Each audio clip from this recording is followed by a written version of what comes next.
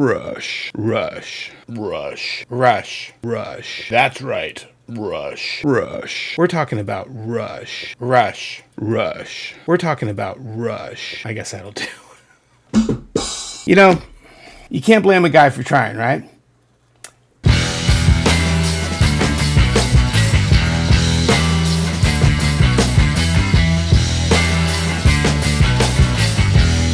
Rush. This is a reissue of the vinyl. More importantly, it came part of this package, which is a really cool package. It is a box, okay? Inside this box, if you haven't seen it, it's pretty cool. It actually has our old masters list, okay? Original handwritten stuff, you know, like for the multi-track tapes that they used. It has this Rush family tree. John Rutsey was the drummer for this one. You see the track listing on the back. In case you didn't know, John Rutsey passed away many years ago. And I'm very thankful Rutsey was there in the beginning. We wouldn't have the Rush that we have with Neil Peart without at least them having a drummer to begin. Rush had to start somewhere. And I'm very thankful to John Rutsey. Okay, may he rest in peace. He left the band. It's all history now. And we have Neil Peart, and we're better for it. But let's be thankful for the guy that helped start it all, right? This mug I had to have. Also, we saw this in an earlier video. Established in 1974, or since 1974, so am I. Okay, Rush's 50th anniversary, so is mine. Sweet, sweet, awesome, cool mug. This was recorded, okay, August 26, 1974, in Cleveland, Ohio. The first time in an American broadcast was Rush, what they call Rush, ABC, or the first American broadcast. This is what's great. That's the day I was born. So this album is special, still wrapped, okay? Got this as a Christmas present from my wife. And it's special because, again, this celebrates my birthday. It celebrates the birthday of Rush. And I just love this album. And it's, I mean, come on, it's gold, all right? Both Rush and I turned 50 this year. You know, it's our golden anniversary. Don't you love getting old? Love this one. This is a reissue of Fly By Night. The first one with Neil. Reissue of Caress of Steel. What does it say right here? The Rush remasters. This is the remastered version of Caress of Steel. Okay, the third album. Okay. Audio cassette. This strange little thing. We had vinyl, we had 8 tracks, and then these. Not the best sound quality. It was stereo, that's good. And it was actually, could be eaten by tape decks, but here's what was great. It was portable. This was our first entry into something, I mean, 8 tracks, yes, we could use. But this allowed this to go into a Walkman or a boombox. The same cassette. Or put it into your car or your home stereo. You know, the 2 deck where you can record between the two. Of course, I think I gave that away years ago. But the point is, I used to have one, right? A Sony double tape deck. Yes, this right here, what I'm holding in my hands, is the very first Rush that I got. And this is a cover. This is it. The original. This is what got me hooked of 2112. But of course, I had to upgrade to the CD. And then, finally, I have a couple copies of 2112 on vinyl. One of my favorite all-time Rush shirts is this one. Classic Rush Starman, okay? And on the back, Starman once again for 2112, or just, you know, their general logo. This is the big anniversary, 40th anniversary version of 2112. And as you can see here, I'm going to turn these the right way so they're not pentagrams. Just kidding. But yes, there you go. All right, all the red stars, 3 different discs. What's great is that there's some covers on here, one of which is Steven Wilson. Love Steven Wilson. And he did a cover of Twilight Zone. You know how important it is, how amazing it is. 2112, the album that changed everything. This is the album that turned me into a lifelong, diehard talking to you now fan was 2112. My wife on Cape Cod recently, when we were up there, I believe for this past Christmas, came back from a record store or something, and with this shirt, this is another 2112 shirt. So the other one's one of my oldest t-shirts, but this is actually pretty new. So I'm not sure who makes it, when it was made. It does say Rush inside the label. This is the first time since 2015 when I bought a lot of these reissued albums. I've also collected a couple of the 40th anniversary versions as well, and I own some original Rush vinyl. But since 2015, in 10 years, I had no idea which albums I had. It's just been a while. They've been packed away. I also put them in a high grade, something that won't degrade over time, a really high quality plastic, So both for the sleeve and for the albums, the vinyl themselves, they're all in these high grade sleeves. You can buy those on Amazon. That's what I did. And I still need to buy more. You have to have your Starman lunchbox. And what's inside? Well, it's not hard to guess with me. It is full of Star Wars knickknacks, lightsabers, swords, capes, even Lego figures, R2-D2. Okay, there's an old Fisher-Price toy in here. But yeah, this is kind of like a miscellaneous box. I messed up Endor Leia without her hair. My daughter now has an extensive 40 to 50 vinyl collection. Some good stuff, too. She has Billy Joel and some Elton John and Eurythmics, and she's got a really sweet collection going. I'm really proud of her. And as she's collecting all of these, she's asking me. So I said, babe, yeah. To my daughter, I said, I'll order some more. So we can, I need to get a bunch of my Rush and other albums. One of our good friends out there, one of our faithful fellow viewers of the Loudboy channel, Matt recently sent me Greatest Hits Triumph album. And Matt is an avid collector. And if you guys have any questions for Matt, hit him up in the comments. He has some great websites that you can visit. Just say, hey, Matt, and you do it right there in the comments. I collect playing cards all over the U.S., Canada, wherever we go. I like to look for, a touristy kind of, but I love these, okay? These are Rush playing cards. That's right. Play some poker with Rush. And look at that. 10 of spades. The Peart. And look at this. Okay. Jack. Alex. 10 of hearts. 4 of clubs. Ged. All right. Queen of hearts. Nice. Alex on acoustic. I could go on. And by the way, check this out.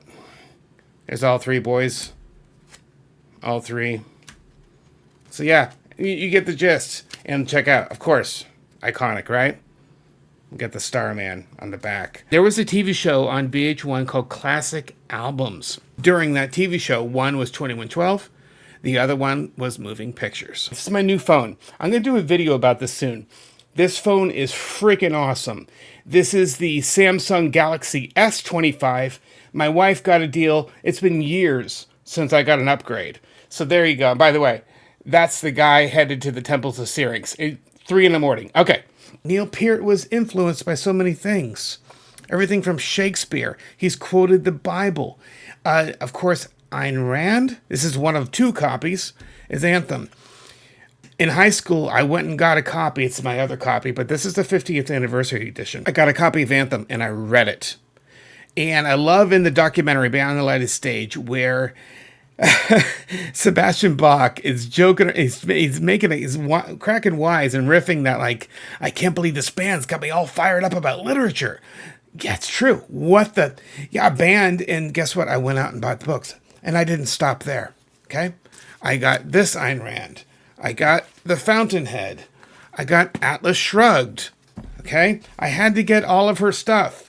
I'm kind of a completist that way. And this, I picked up in an antique shop. This is a hardbound of Atlas Shrugged. Look at that with the AR in the front for Ayn Rand.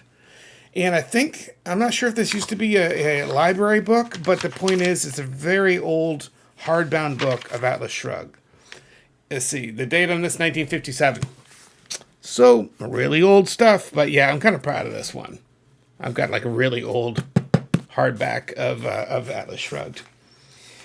That's just some of the stuff. Of course, you know, Neil was influenced by so many things. You know, I've mentioned Ayn Rand, I've mentioned Shakespeare, but also, of course, Tolkien. Okay, actual songs were named after Lord of the Rings stuff, right, or after The Hobbit, and so he was heavily influenced by that fantasy stuff.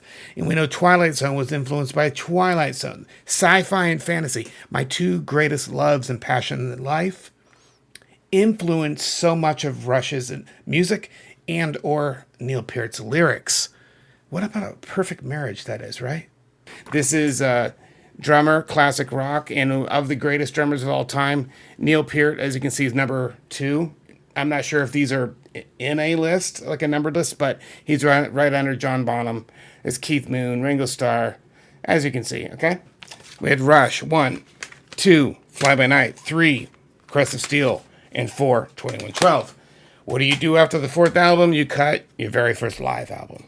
When this came out, reissue, I got it, okay? So I have All the World's a Stage, right? How many sides on here? Yeah, okay, so it's double vinyl, 4 total sides for the entire concert experience, All the World's a Stage. However, my wife, awesome that she is, she was in a record store this past year and found an original copy. That's what this is. So all these years later, probably 10 years after I got the reissued version of this, she picks this up for a song, and now I have an original copy of All the World's a Stage. And as you know, this is Rush's first live album. This is fantastic. All the World's a Stage. Yes.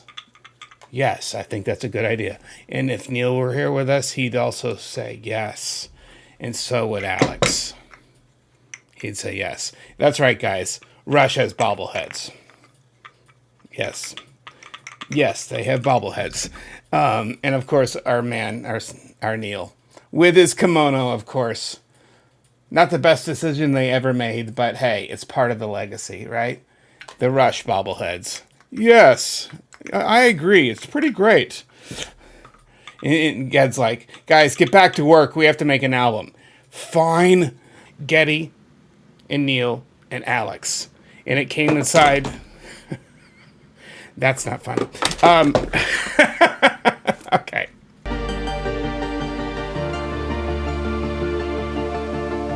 We're back. Sometimes crap happens.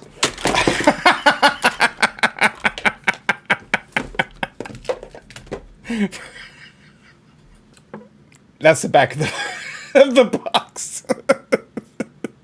It's a 3-pack of Funko Pops. I can't believe I'm showing this on camera. I just told myself, don't show him, don't show him, don't show him. Keep talking, keep talking, keep talking. And then I'm just like, frick, Alex is broken. But you know what? I can actually clip him back in. He's sort of back okay. I'll have him glue him. My son is the maestro of a glue gun. I'll have him glue him. That is freaking depressing. I'm sure Alex would have a one-liner about losing his head during this video. Oh, man. Frick, that sucks. All right. Yes, I have a one-liner. So now we're going to move from late 70s into the early 80s. And this is where Rush really, really started to become Rush. Starting out with A Farewell to Kings. And this is A Farewell to Kings, a reissue as well. Of course, you got Xanadu on here, closer to the heart, come on. But of course, Cygnus X-1, Book 1. And in this, of course, our fearless captain flies as Rosinante into a black hole and is torn apart at the atom level, right? Just obliterated. But it's that, the fact that there's a song about a guy in a spaceship flying into a black hole, soaring across the galaxies, past all these constellations. What an amazing song. I love Cygnus. One of my favorite songs, easily. Farewell to Kings. Okay, so the 2 parts of Cygnus, book 1 here and book 2 here. Okay, and then, of course, combined into that one other album. The 40th anniversary of Farewell to Kings. And in this, we have 1, 2, yes, 3. I believe one of these is a live album, previously unreleased. Really cool, right? When the re-release 40th anniversary came out, I did get this, which I think is pretty darn cool. This is the Farewell to Kings hat. Okay, so this is my Farewell to Kings hat. This is Hemispheres. This is a reissue. Okay, so again, in that at least 2015 category, I'm not sure. It doesn't matter what year I got it, but yeah, that's what this is. The reissue of Hemispheres. In this song, our captain finds himself like at the foot of Mount Olympus, and all the gods are warring, and it talks about how there's two sides to every man, or two sides to a people, right? There's this logical, mathematical, organized side, which is all work, no play. Makes Jack a dull boy, but the other side is art, right? And it's all illustrated by the man in the bowler's cap on one hemisphere of the brain, and then I just pointed the wrong way. And then the artsy guy who's fully nude on the other side. Our main protagonist, he becomes the balance between the two. You can have both. We all must find balance in our lives. And that's where this follow-up, Book 2, is such a beautiful song. Again, one of my favorites, easily in the top 10, both Cygnuses. This was for Record Store Day, and this has Cygnus X-1, Book 1, The Voyage, and also Book 2, Hemispheres, on one single album. Of course, you know that Cygnus is separated across two different albums in real life, but they finally put it on one vinyl, which is so cool. You got the cool brain on the back for Cygnus X-1, the Hemispheres. I love this. Have not unwrapped it. Don't plan to. Classic. And after all of the Cygnus, okay, and all of these massive undertakings, these multi-part songs, where they slaved over the parts and trying to record it in one pass, but having to give up and do it in multi, because they had written music that was almost beyond them. Of course it wasn't. It was them. So none of this music was beyond Rush. It was Rush pushing themselves. How much can we do? This is a 40th anniversary version. This comes with, of course, the original album, and it has a bonus Permanent Waves World Tour 1980, which is a double album for that whole tour recording. In high school, we had to find a famous playwright or poet, and then give an example of their work. And what did I submit? I submitted Jacob's Ladder. And my teacher actually found it really interesting. So I had the coolest teacher. Half my assignments, she let me turn in videos. I actually created videos for my English assignments because I would write them and I would produce and direct and edit them. I love that that's part of my story and how I got out of high school, with so many A's, basically. I mean, music gave me most of my A's, okay? My GPA was through the roof. I had a 3.78. That's from a guy who did nothing in high school except for look at pretty girls and hang out. That's all I did. I played music and I chased after girls. That was high school. So how I got away with being really high up, top of my class, music. It was all music. So I have music to thank for my success, my academic success in high school. The rest was just blind luck. And, you chase enough girls, you get to go out with a few. So how's that for and this is original with vinyl this time, as you can see right here. Okay. So I do own the original. This is the reissue. This is what's nuts. I don't know why I have two. And yes, you guys know this is one of my favorite albums for natural science alone. Okay. Not to mention, my goodness, Spirit of Radio, Free Will, Jacob's Ladder. Come on. Entre Nous. The whole stinking album's amazing. And we wouldn't have Moving Pictures without this album, without the sea change of sound and songwriting dynamics. And what Rush did was so monumental that it led to Moving Pictures. You guys know that story. So I'm only saying that to say I have no idea why I have the two of these. Moving Pictures. We all know it. And I do have the 40th anniversary. It came in a big box. It has a Moving Pictures t-shirt in it. So if you can get a copy of this, it comes with a t-shirt. This is that t-shirt for Moving Pictures. So this actually came with the 40th anniversary release of Moving Pictures. This is the reissued vinyl that came with it. Okay, Moving Pictures. You guys know it. It is, the album that broke everything wide open for Rush, and they became a phenomenon that summer. I have 2 copies in my office right here. This is one of them. This is a hardbound book of The Adventures of Tom Sawyer. This is a great find. If you can find this, find it. Is 2112 in Moving Pictures. This full documentary they did about those 2 albums, and you could see the boys actually listening to the multi-tracks of these, and you could hear them playing the parts again, and just talking about a really deep dive into 2 of their greatest albums, easily, right? 2112, Moving Pictures. This has not changed since the early 80s, Moving Pictures and Reperchetta. However, it is we that change. With great art, it only gets better through time as we evolve and as we grow and as we bring new experiences and new memories and a new take or perspective on life. And I love that about art. And great art does that. It grows with you and it grows beyond what it was initially. Such a beautiful thing. Moving Pictures. A beautiful thing. This is an original Moving Pictures, okay, vinyl cover. And as you can see, I have the Alex and the Getty guitar picks. I put them as part of this display. This is special, though, because Mike Mangini and John Petrucci autographed this. I brought this with me to Images, Words, and Beyond. When we saw them, we did a meet and greet with Dream Theater. And before they made me take away, we're supposed to have 2 items, right? And I do. I have their self-titled album signed by the entire band, and I have Images and Words vinyl signed by the entire band. So I have those 2 vinyls, all of Dream Theater, with Mike Mangini, signed it, but I had a 3rd one. I wasn't supposed to have a 3rd one. So right before the security or whoever dude made me put this away, I did get 2 autographs on this. Why did I have Dream Theater autograph Rush? Well, I know John loves them. All right, Dream Theater loves Rush. Okay, that's established. We're good there.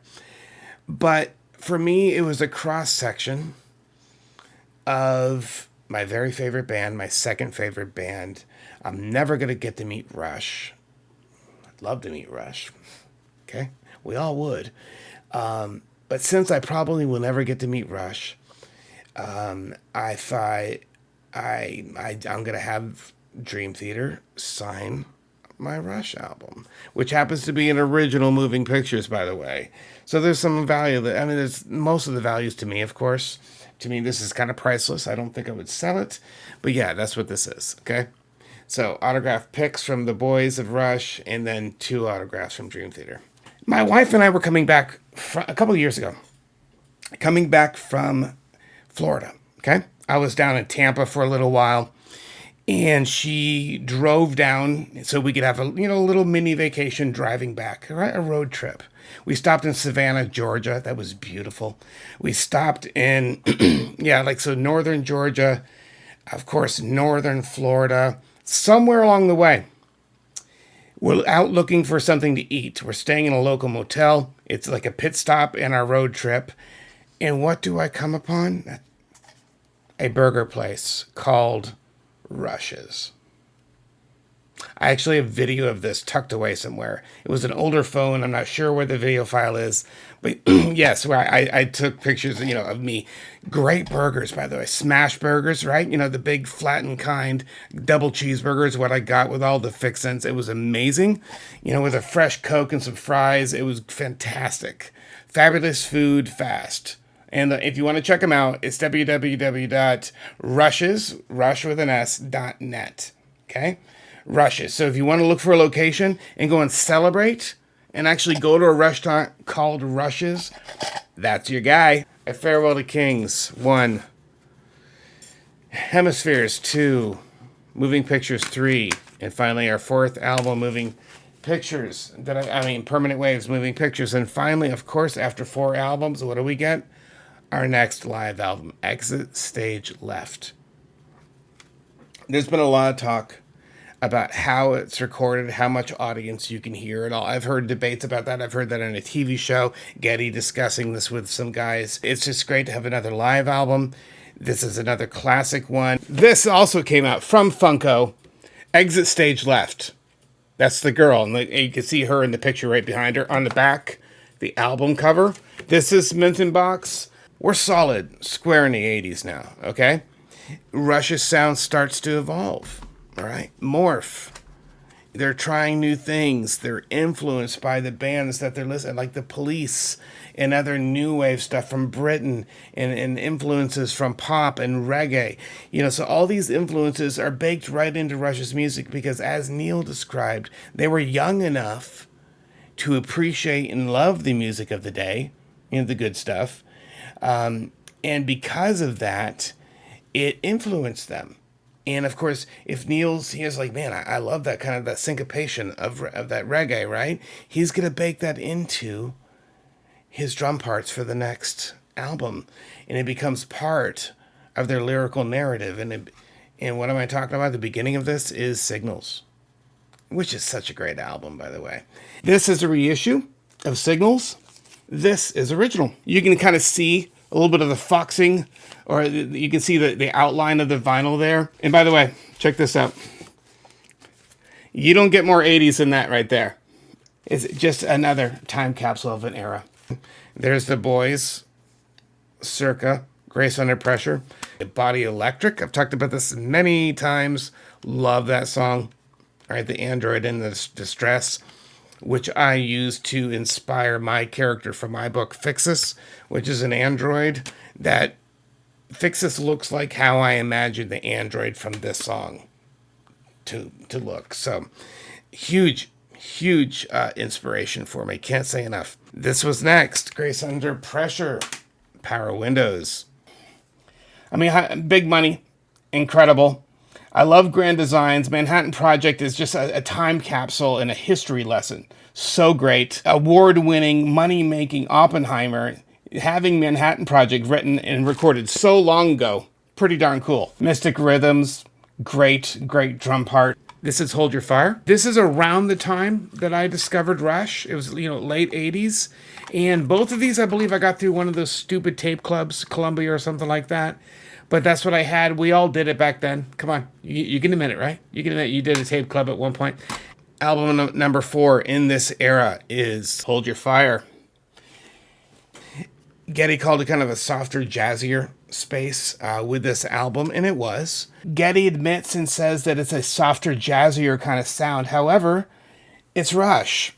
And even Rush in this musical space is still Rush. In the grand pantheon of the grand scheme of Rush music, it has its place. Hold Your Fire came out right around the time I discovered Rush, okay? 87, 88, that general kind of time period. And because it was so fresh on the scene new, it had just barely come out. And I think the first one I bought that was new, or I was there opening day, I think was Presto. It's kind of a blur. It's been a while. We love progressive music because it challenges us, because it has different movements and different sections, and there's a softer, really melodic part, and there might be a piano in there. At times there's a saxophone. Okay, think about Images and Words with a Dream Theater. Symphonic, and adding orchestra pieces and different instrumentations. It's all that experimentation and looking and pushing the boundaries of what rock can be. That's why we love them. Therefore, this has its place and still holds up against the piles of excrement of other type of music out there, right? It's still better than that. And therefore, I still love it. It's still Rush. Hold Your Fire. Long before our digital playlists, right?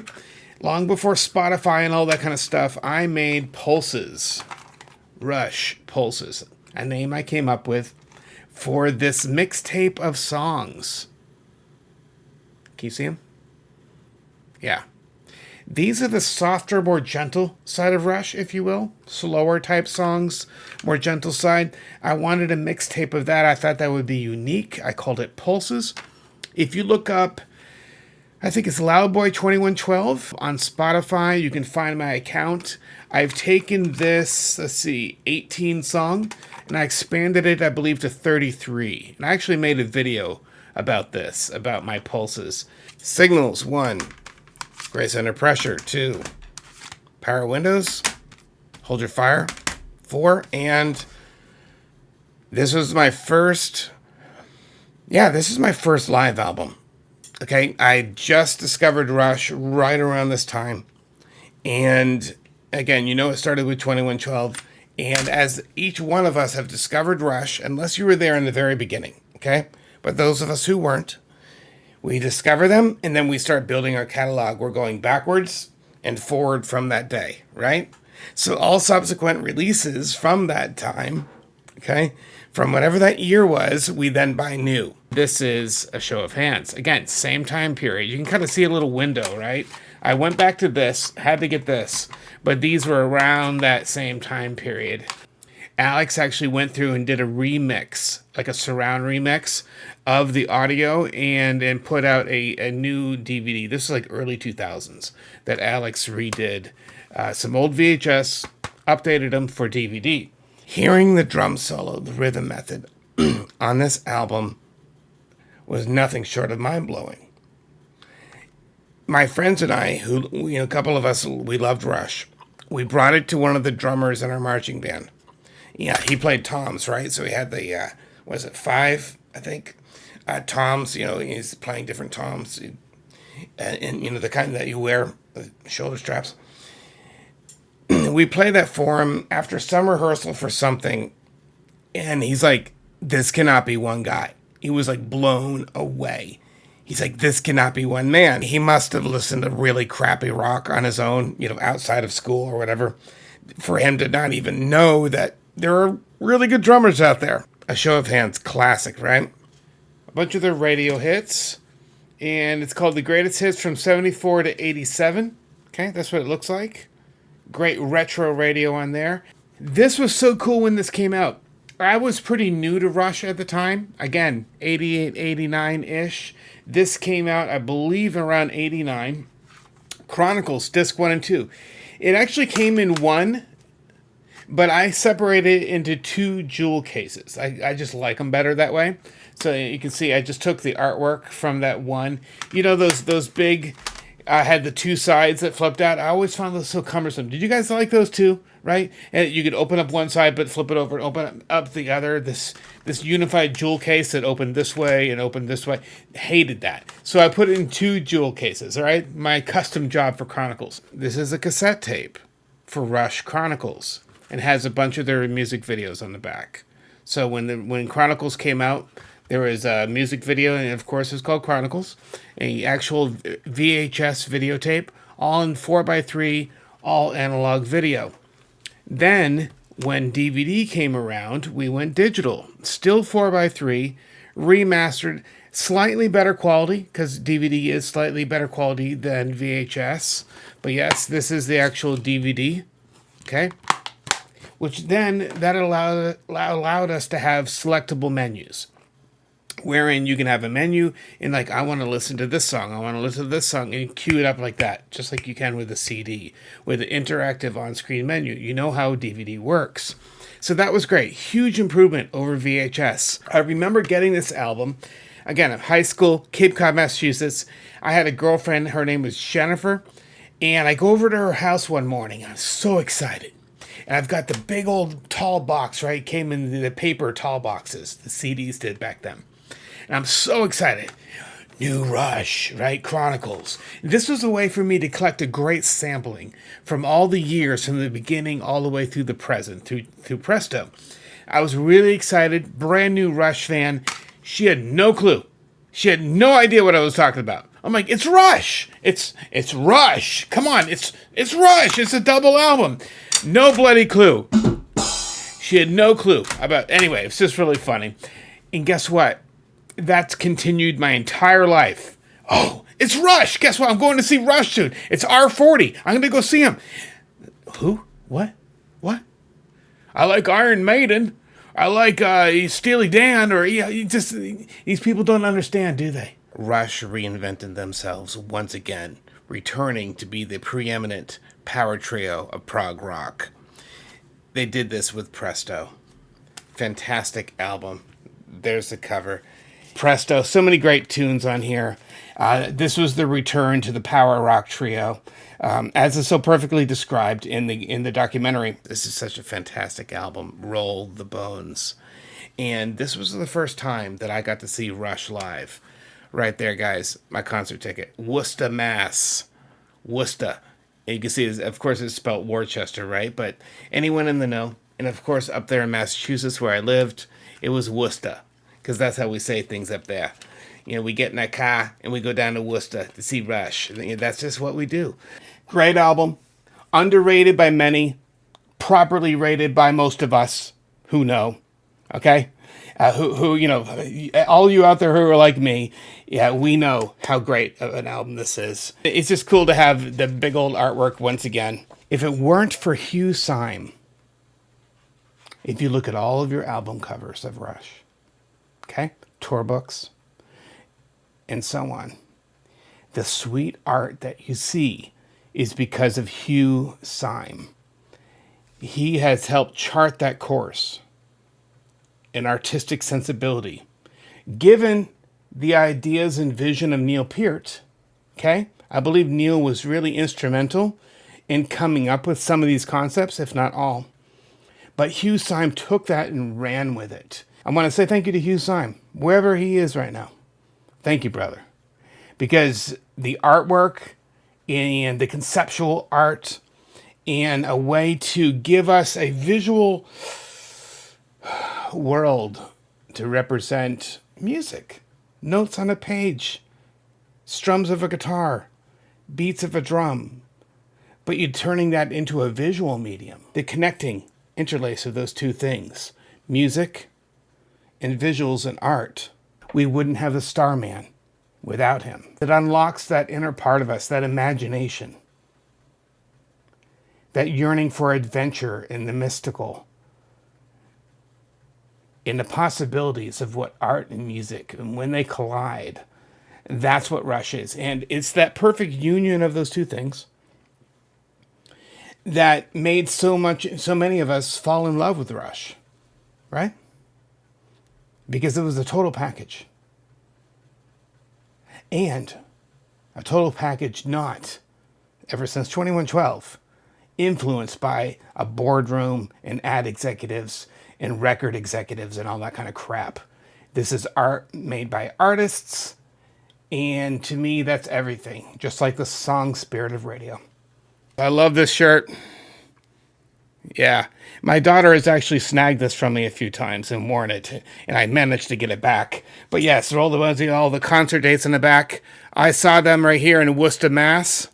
Okay, right there in the middle, Worcester, Mass. Yeah, that's where I saw it. So that's Roll the Bones, which was my very first Rush concert. So this shirt is my first Rush shirt for my first Rush concert. Some really cool stuff, all this skull stuff, bone stuff, Roll the Bones. I got this at the concert. This was up here high on my wall over here to my left, just past the Star Wars ship.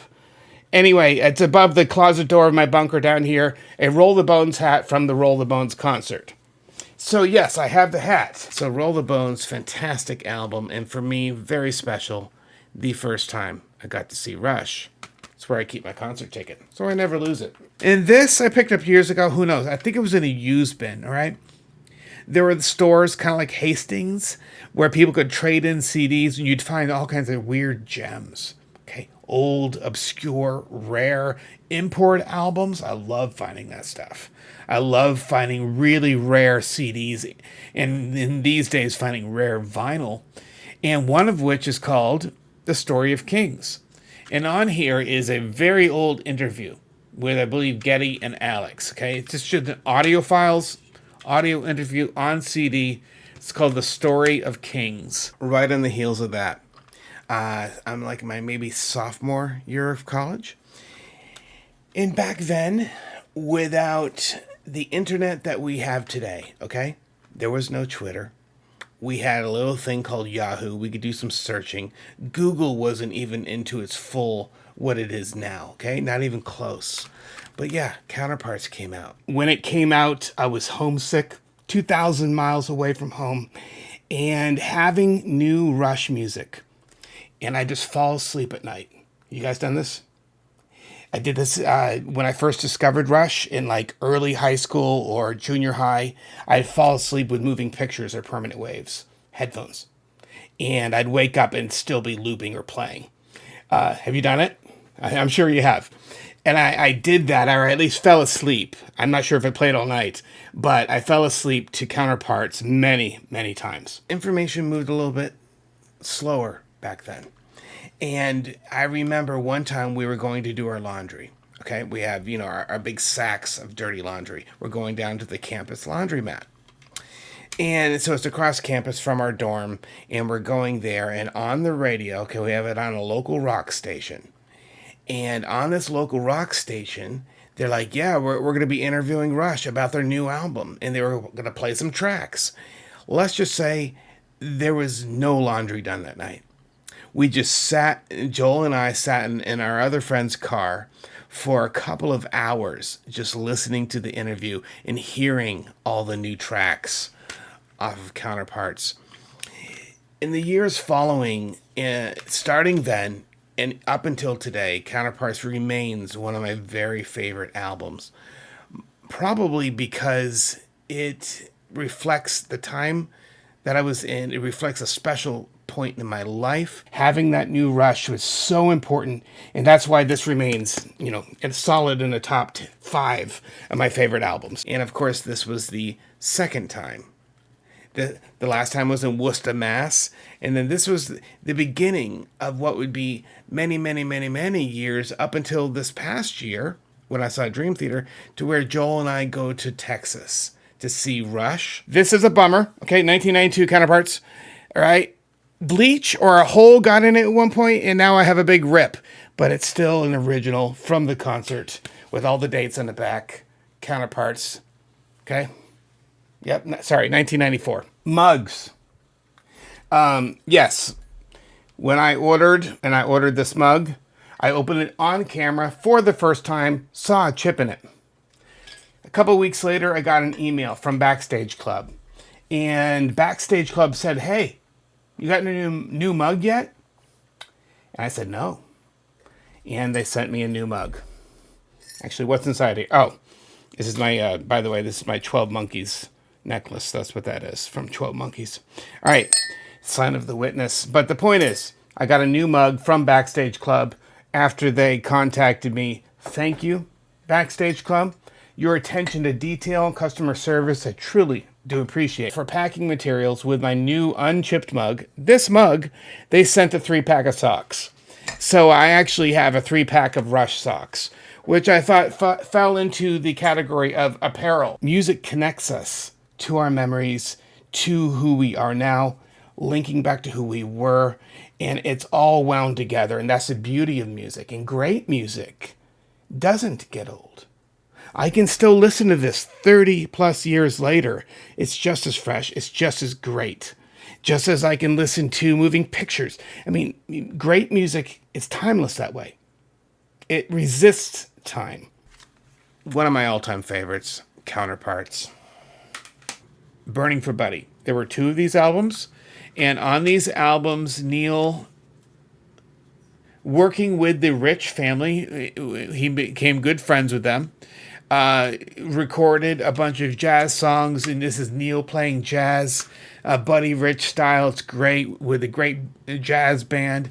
And me coming from jazz, I'm a sax player. Again, once a drummer, turned to sax player. I've played so much jazz in my life. I love jazz music.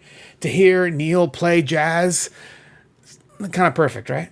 Okay, you take my favorite drummer from my favorite band, and now he's playing one of my favorite forms of music. That's what this is, Burning for Buddy. Neil Peart, Test for Echo. The third time in a row, I got to see Rush. An evening with Rush at, see where we see him, Reunion Arena in Dallas, Texas. December 3rd, 1996.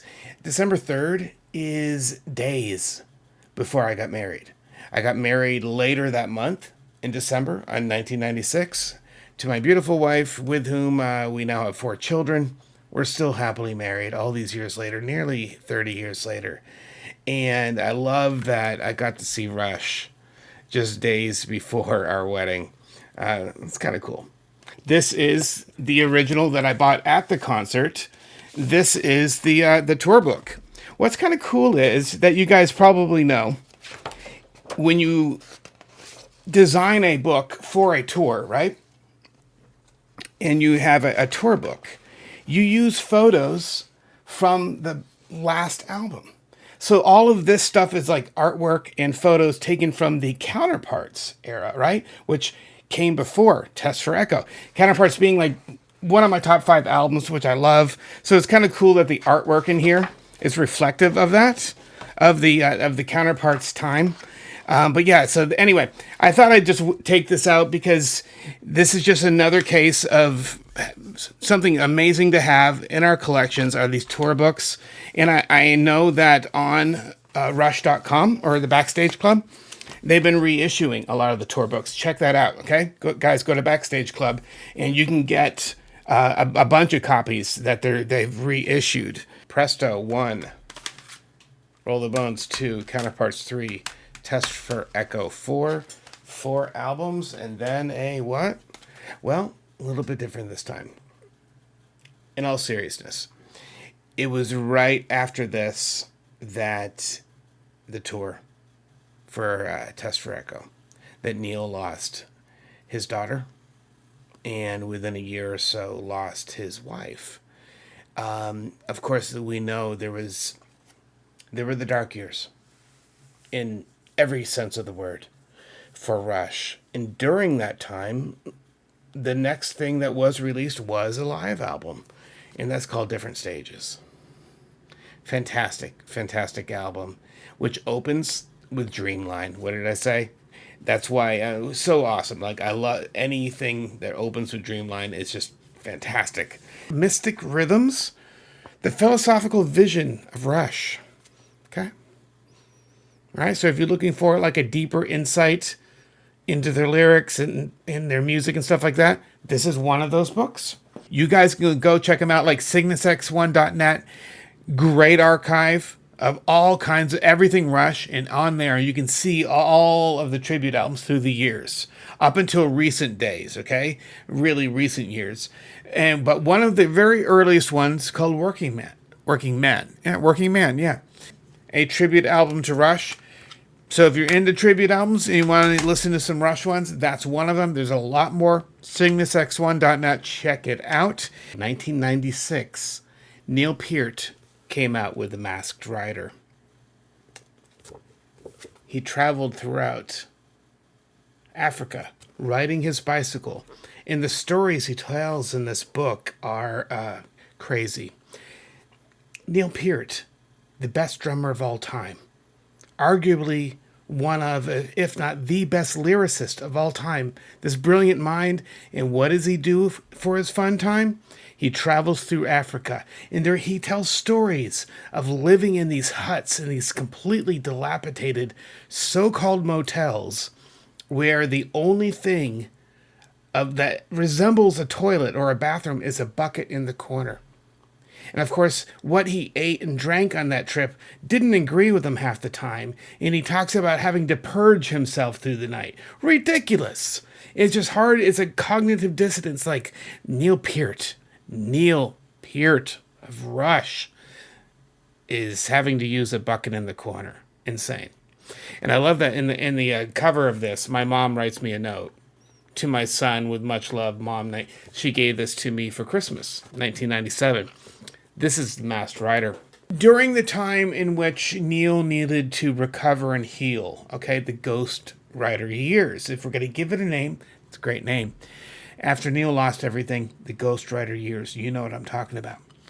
We have 2 solo albums during that time.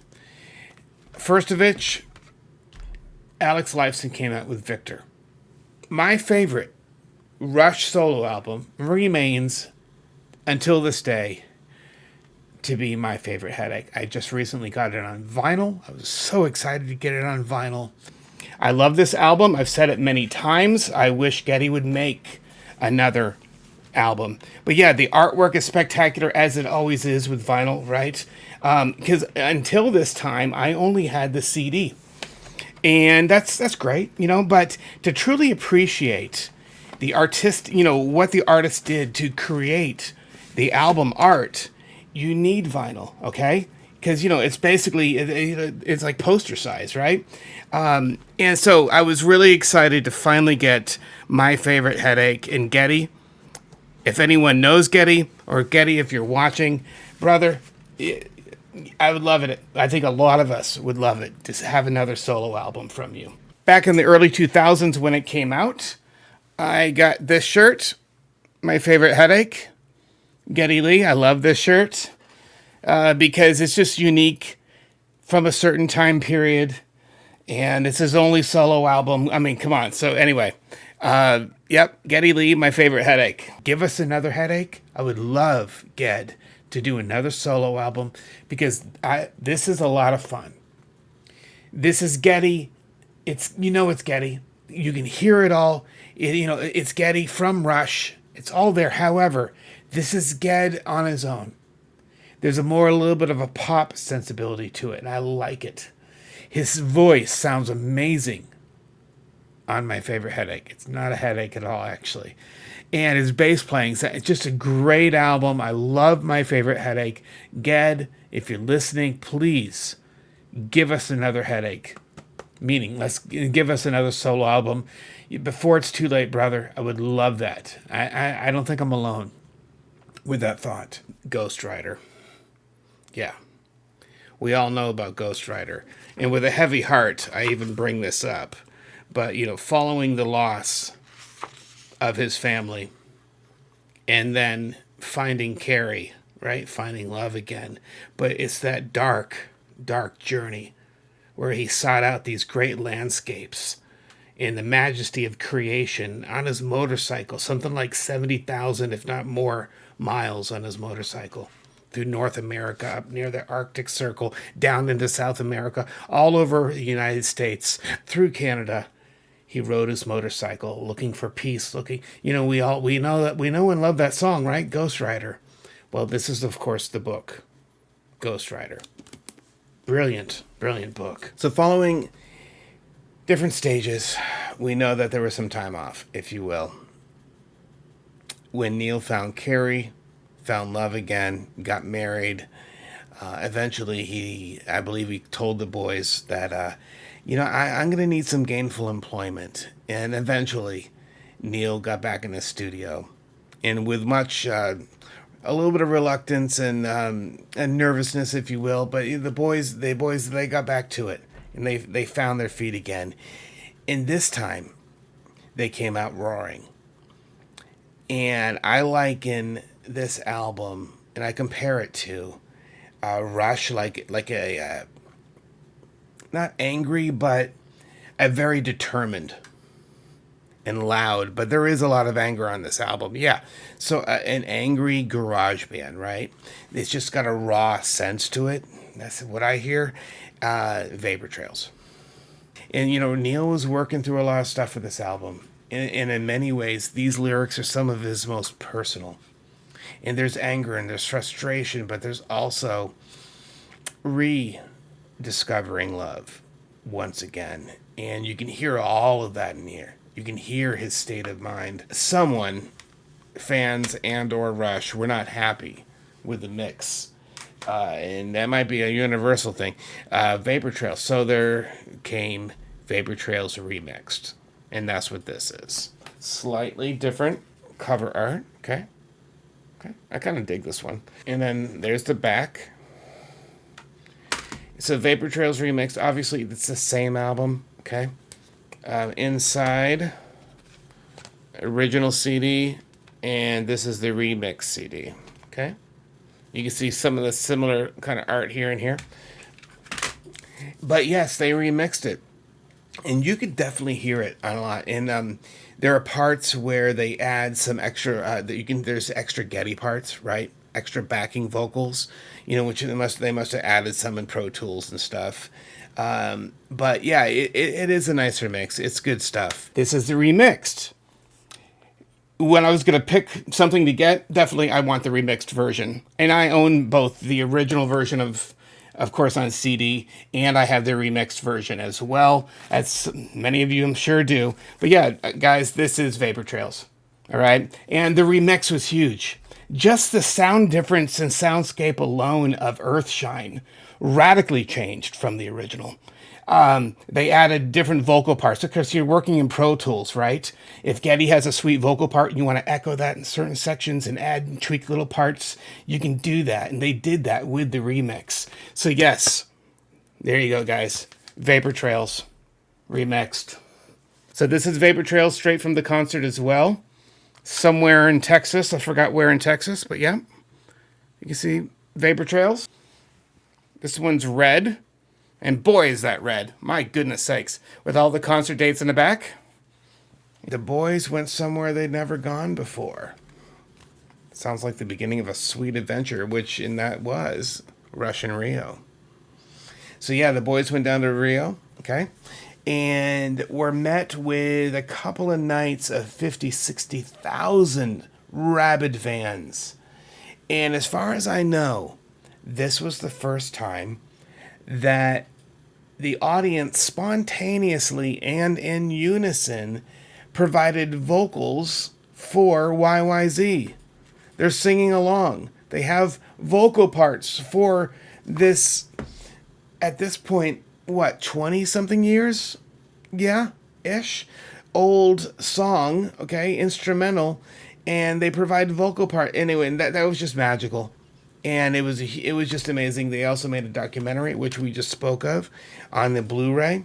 But yes, this is a 3 CD volume. And they come up with some really cool cover art, by the way. The dragon with the Mai Tai and the fruit hat and the beads. And also put out on DVD. This is a double DVD of Rush in Rio. Okay, when the boys went down, including a documentary called The Boys in Brazil. And what's great is with DVDs, it was really common back then to have Easter eggs. This one has Easter eggs. It says to find the By-Tor movie, listen for the reference and press enter. Or to find the Anthem 1975, choose the correct combination and unlock the vault. Easter eggs. Love them. And that's something they continued onto Blu-ray as well. I believe the Clockwork Angels one has a hidden Easter egg where you press a menu button up or down or whatever, and it triggers the Alex joke. You guys are probably well versed in knowing what that is, and I've actually included it in one of my videos before. I used to do the same with my home movies. I'd make a DVD and I'd actually bake Easter eggs into them and secret menus and stuff. But I digress.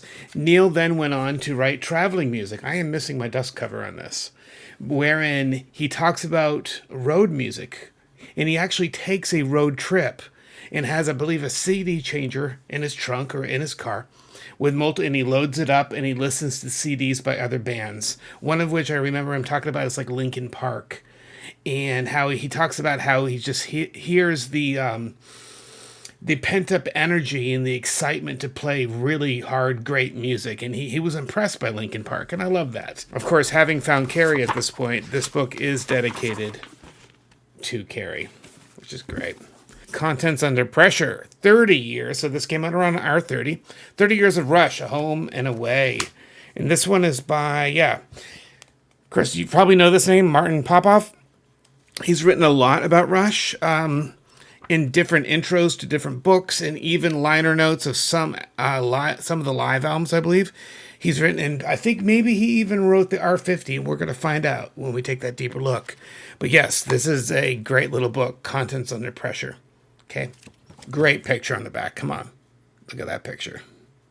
All right, the guys at work. 30th anniversary, okay? It's time.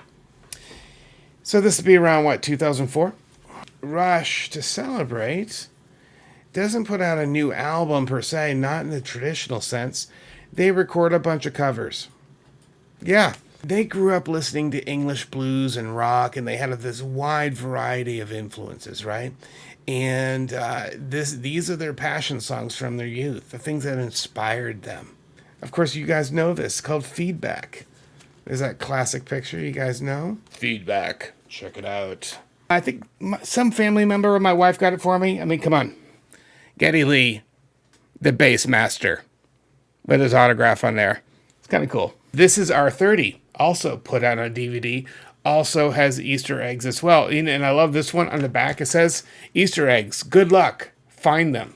This is the R30 30th anniversary live discs, okay? See right here. Disc 1, Disc 2. What I didn't show earlier is this. This is such a cool, in that it came with all these patches. Vapor Trails, Rush, O2. Okay. And you can tell I've never put them on anything. Modern Drummer Legends. This entire book is about Neil Peart. By the way, I think that's the drum set that's hanging on my office wall. I look at it, it's right above where I sit right here. I am now recording what's on the wall in front of... All right, so there's me in a monitor, right? You can see me in real time. I am talking. You can see my mouth moving. I'm going to pan up, or tilt up, actually. Panning is this way, tilting is this way. It's just a technical TV term. All right, so I'm looking at, and by the way, I'm showing you I believe it's the R30 drum set. This has been hanging on my wall ever since I built this room down in the bunker. And over here to the left, up there in the corner, you can see, by the way, there's an original 1983 Star Wars B-Wing fighter from Star Wars. Yeah, that's original, guys. On the wall, you can see I have a black thing hanging there. I have a big reflective surface for my light. That's so you can actually see me, right? So it's hard to see people in the dark. Lights are helpful. When you love a band, we collect almost anything, right? Rush could come out with a box of toothpicks. Like, dude, those are Rush toothpicks. And it says 2112 on the side. Gotta have them. And then you pick your teeth and you throw it in the trash. What is that obsession with our favorite bands, right? It just, but I don't care. I believe that most of you also enjoy loving Rush, collecting Rush stuff. Roadshow, where he talks about his motorcycle journey that coincided with going on a tour. And it's called Roadshow, by Neil Peart, Landscape with Drums, a concert tour by motorcycle. I love this, though. Inside the cover, and I was inspired by this. These are stamps that Neil would collect at parks, national parks, as he rode throughout North America. He loved our national park system, and I do too. I think it's just beyond words amazing that the United States has set apart massive swaths and acreage of land preserved in its original state. I love that. I love that stewardship of the earth.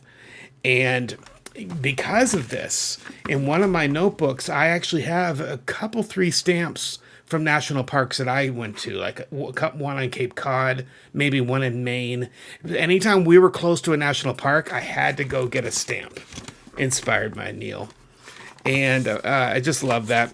This one, Roadshow, dedicated to my bandmates and brothers, Alex and Geddy, for 30 years of collaboration and laughter, and to my loyal, entertaining, and crash-worthy writing partners, Michael and Brutus.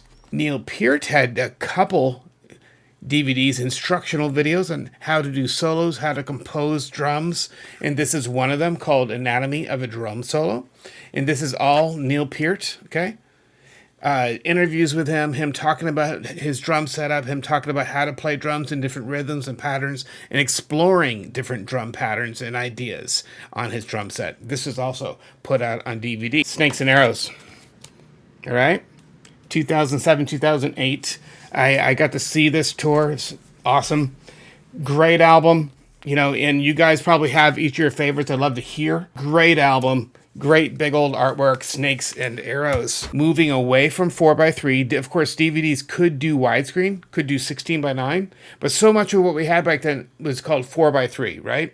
Okay, our TVs at that time were 4:3, but when we went widescreen, 16:9 or even wider, but most of the time 16:9, that's something that we saw in full force because of HD.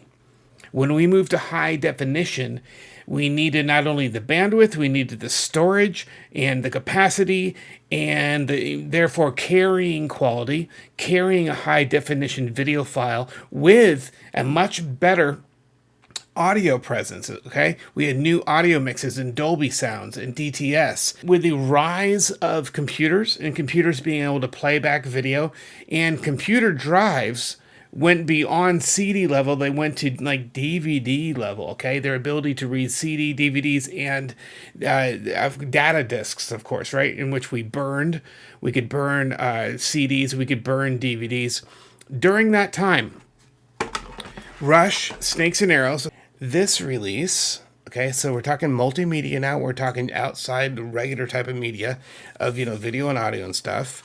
This is a hybrid. And on here, of course, is a 5.1 mix of Snakes and Arrows, a regular mix that you can play in your CD, and a video file that's much like a DVD menu. It actually has a menu on here like a DVD. And this video file has what's called the Game of Snakes and Arrows, which is a documentary of them making snakes and arrows. This is the big bummer. Matt, you helped me, brother. It's actually right back here. I got this Blu-ray player. I bought it upon your recommendation. It does play this disc, but I cannot actually point to, and use the video file from this. It will not read that layer. I've yet to find a DVD player or a Blu-ray player in my house that can actually read the 5.1. It can play that back. Like I can play it right now in this Blu-ray player or that Blu-ray player. However, I can't. So I'm bummed about that. That documentary, The Game of Snakes and Arrows, was really cool. Rush, you know how you have the R50 collection? Please, let's do an R50 box set of your video content. Music videos, all these little sub-documentaries, updated versions of Game of Snakes and Arrows, or The Boys in Brazil, and all these great documentaries through the years. Let's put them all in one place, right? A playable Blu-ray. Rush, please, because I cannot play this. I wish I could. It was a great documentary. Snakes and Arrows. Great album. They used Nick this time as producer. Underneath my CD, I have right here Woodlawn's Pavilion. It's an outdoor theater down in Texas. Okay, August 14, 07. By the Ouroboros. I love the snake eating his tail. Following that, Snakes and Arrows Live. Of course, during that tour, we had the rotisserie chickens on stage. Okay, which, man, that looks delicious. Wouldn't mind some rotisserie chicken right now. This is a double album. Okay, and let's see. I'll show you the inside. Book in the middle. Ged doing a cool thing on stage there. And by the way, this giant rug, I heard the boys talking about this in the years following, and Getty kind of wondered who ended up with that rug, right? Where did the Snakes and Arrows rug go that covered the stage? I believe Getty or Alex heard that a fan got it. If you're that person, if you're that guy that has the Snakes and Arrows rug, hey, let me know. I'd love to hear from you, because that's really cool. Blu-ray, okay? Snakes and Arrows, right? These were pretty cool. Retrospective 1, 2, and 3. Okay? Retrospective 1, and I believe inside here, yep, here it is. It's really easy to give you the visuals. It's beautiful, right? So you can see starting from over here, the first album, all the way through Permanent Waves. So that's what this covered, Retrospective 1. Retrospective 2, let's get out the visual. Here we go, guys. So, starting with Moving Pictures, all the way through Hold Your Fire. I love the wall art there. So cool. What's great about this, they did not go chronologically in order. They built these retrospectives for the listening enjoyment. I like that, right? They didn't start with the earliest material and work to the latest, meaning they didn't start with moving pictures and work to Hold Your Fire for retrospective 2. Instead, they built a listening experience out of it. Retrospective Trace, retrospective 3. This was double cool, and here's why. It came with a CD, of course. By the way, jewel cases, and at some point, remember how they got rid of the tall boxes, right? The paper boxes, you got to save the trees. Instead, plastic became the enemy, and now everything's in bloody cardboard. I like my jewel cases. How about you? You like jewel cases, or do you like these stupid, flimsy? Prefer these. Just saying. All right, so anyway, cardboard. All right, it's on here. And it's still Rush. I'm not complaining. But the whole industry did that, right? They all decided, we can't have all that plastic. Hello, we're not putting these in landfills. So what's wrong? Was it cheaper? Still, it's a tree. Okay, are we saving a tree? Are we making plastic? Anytime you let politics and agenda slip into art, things go crappy. Meaning, I lose my jewel case and I get a flimsy piece of cardboard. This is not on Rush. This is on the industry. Just saying. Ready? There you go. Just saying. I have 2 copies of Retrospective 3. How I ended up with 2 copies? No bloody idea. But hey, you're a super fan. You got 2 copies of Retrospective 3. There they are. CD with all the songs on it and a collection of the music videos. This was cool. Okay, because remember, Chronicles had music videos, right? This brought us through more the modern era of Rush's music videos. So a DVD and a CD inside of one cardboard container inside the Retrospective 3. And by the way, as you can see here on the wall art, okay, from Presto all the way through, you can see over here, Snakes and Arrows, and down on the floor here is our feedback, okay, with all of our covers. Neil Peart also wrote a blog, which I believe you can still find archived on, like neilpeart.net, something like that. And you can look it up. But his blog, where he blogged about his different journeys and experiences, or the cabin, his house by the lake or the pond he used to go to in Canada, snowshoeing stories, one of which he's shaking his hand at the Red Eye of Sauron, which is what he called the cell phone tower they put near his thing, right? It just bothered him so much that they built a tower near the peaceful tranquility and the call of the loons soaring over the peaceful pond, right? And he'd ride his canoe and just be one with nature out there. Neil loved that. And then he loved to go snowshoeing. And then he finally found it. And there's this great picture where he's shaking his hand. And so there are 3 books based upon his blog. The first one was called Far and Away, A Prize Every Time. Okay, there's a few pictures from it right there. His different stories and adventures. The next one after that is Far and Near on Days Like These. Okay, this is the follow-up book. Okay, and there's a third, a whole trilogy. Bring That Horizon to Me, Far and Wide.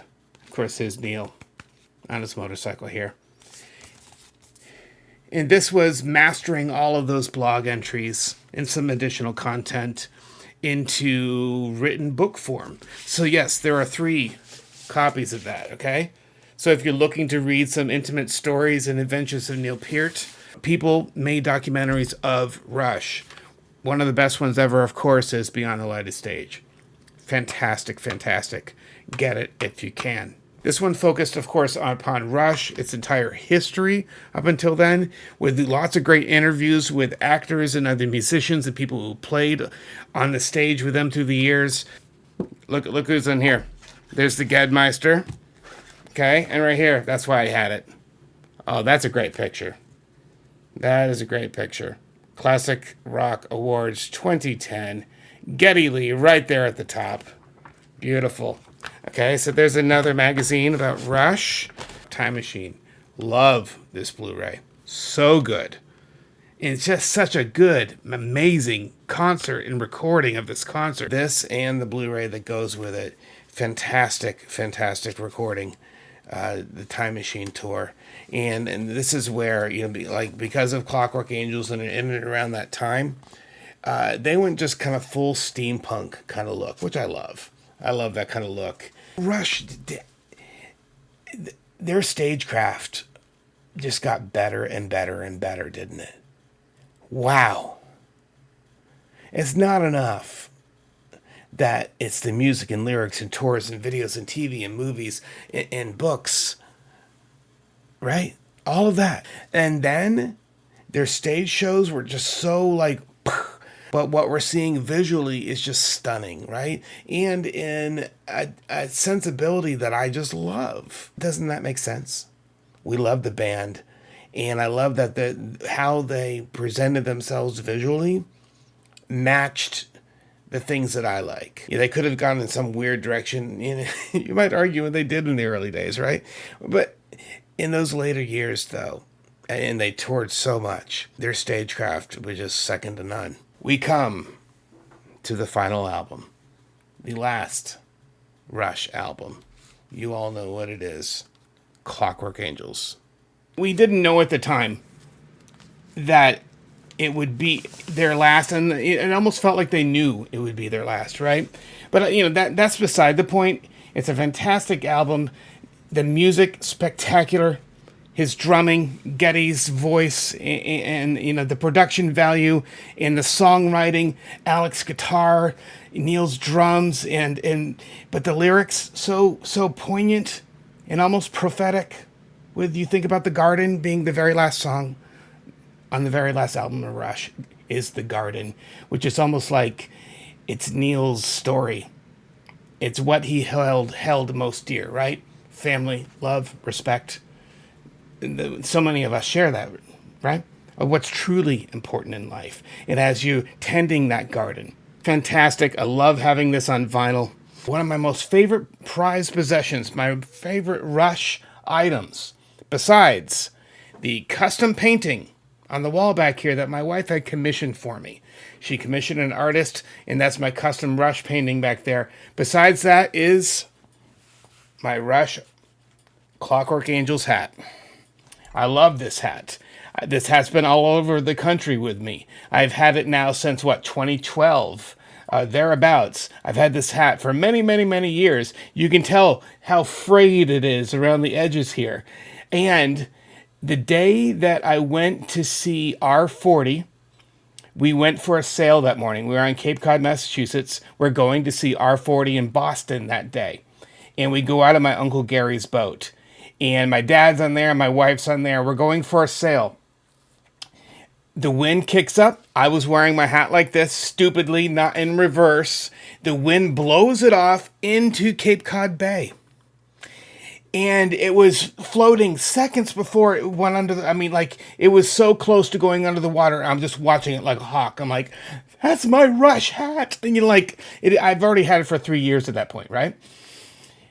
And we have a hook, the kind of thing that you use to pull yourself to the dock or grab a rope or from a mooring or something like that when you're sailing and you're up near the dock. So we had this kind of hook, and we went over there and over the edge, reaching out into the bay. Right before it slipped under the waves, I snagged my hat out of the ocean. What did I do? I put it right on my head with the Atlantic Ocean seawater all over my head, and it actually felt really good on that warm summer day. But this is so important to me, all right, this hat. You guys probably have these too. But yeah, here's a Rush calendar, okay, from 2012. Great year to have a calendar, if you ask me. Album covers. And as you can see in here, some classic albums. So go from Rush, and it's a cheap sort of knockoff. But come on, it's Rush all year long. This is the 20th album by Rush, and it's only grown in its importance and how great it is. There could not be a better album, a better song than The Garden to be the last musical message and gift from Rush. and that's Clockwork Angels. But of course, with Kevin Anderson wrote a novelization of the story of Clockwork Angels. I actually have 2 copies of this because my dad or someone borrowed it and I had to get another copy. So 2 copies of Clockwork Angels, but hey, I have no problem with that. This came out around 2011, 2012, around the time of the album, and it's dedicated to Olivia and to Harrison, who are only just beginning all the journeys of a great adventure. Yeah, dedicated to his daughter. There are a couple sequels to Clockwork Angels, one of which is Clockwork Lives. I have read Clockwork Angels more than once. I've listened to the audiobook. If you get a chance, find the audiobook of Clockwork Angels. Neil Peart reads it. He's the one who reads the book, and his baritone voice is just so great telling that story. So check that out. This is Clockwork Lives, where he continues some of the sub-stories and other characters of the Clockwork Angels. Rolling Stone finally had to give it up and give him some props, right? They finally did it. And this was it. This is the cover.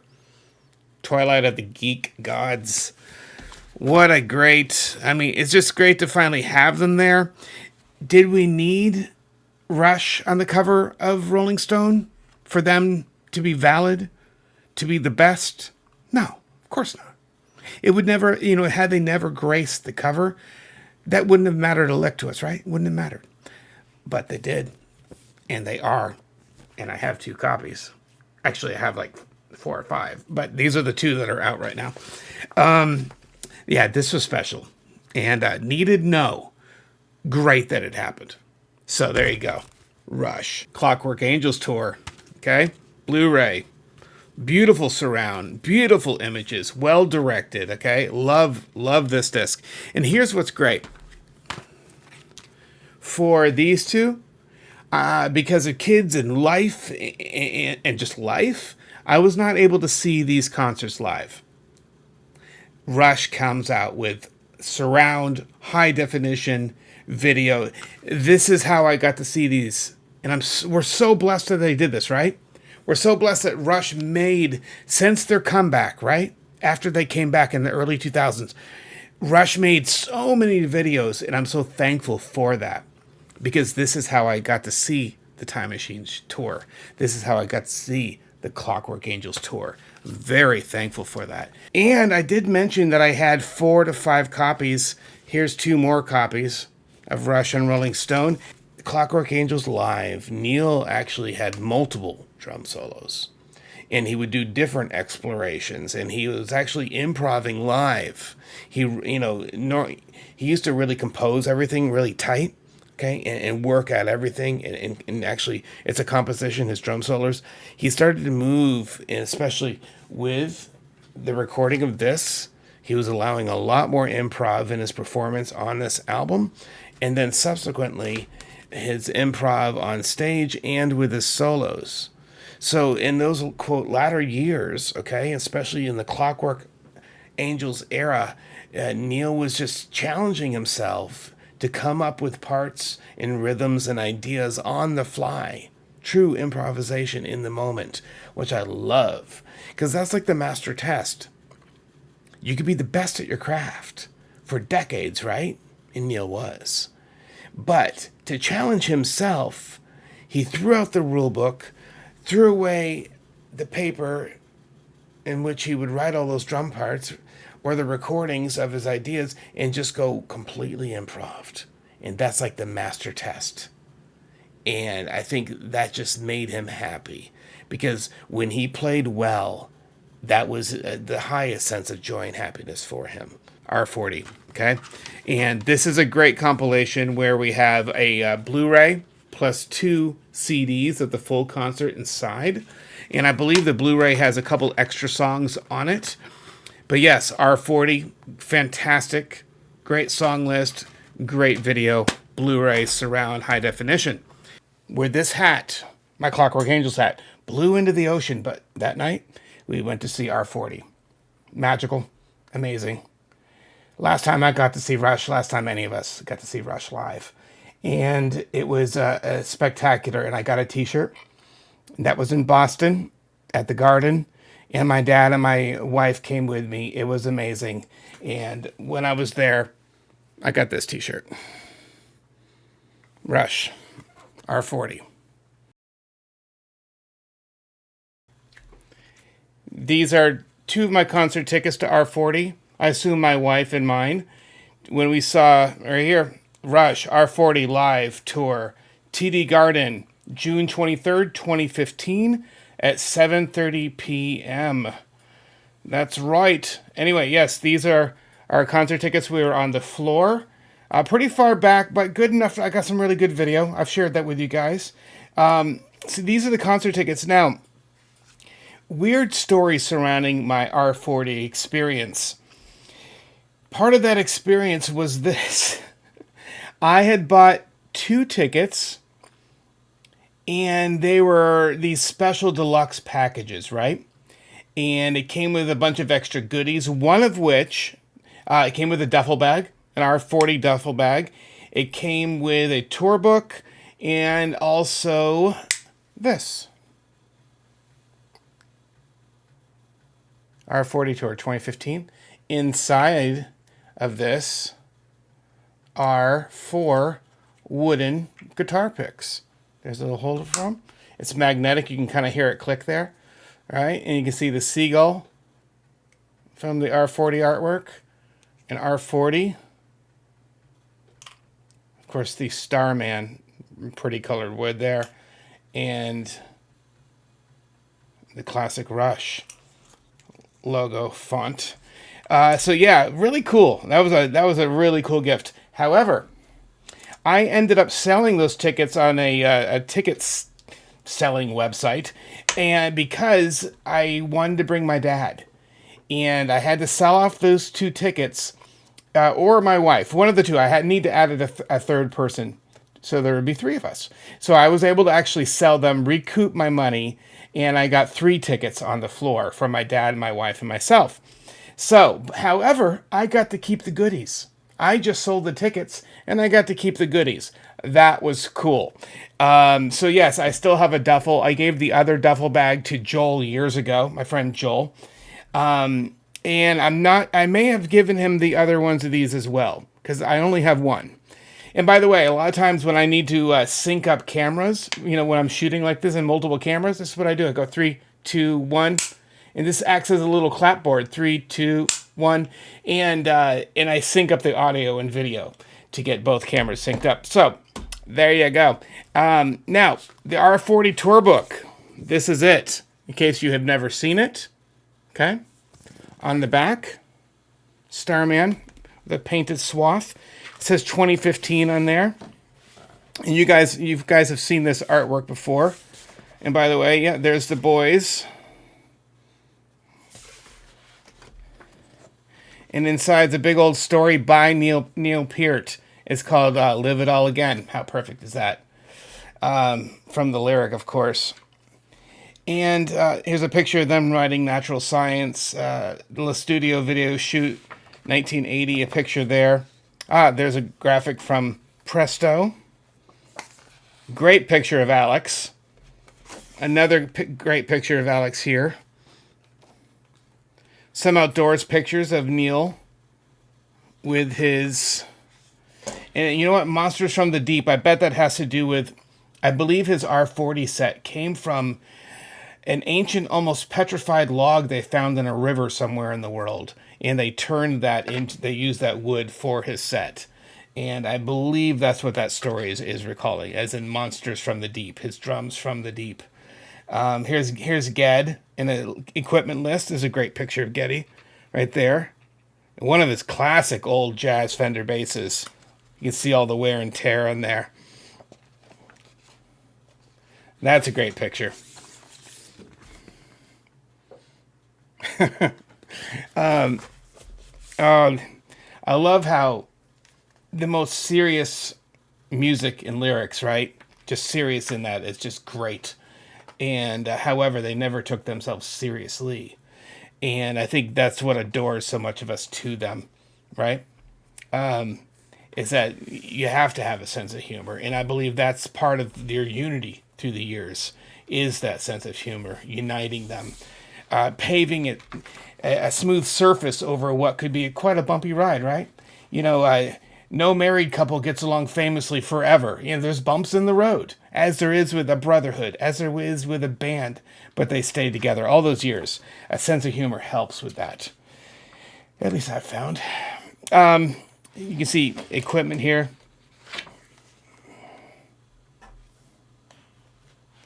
Some more great pictures. The boys playing. Whole bunch of great pictures here. Really good stuff.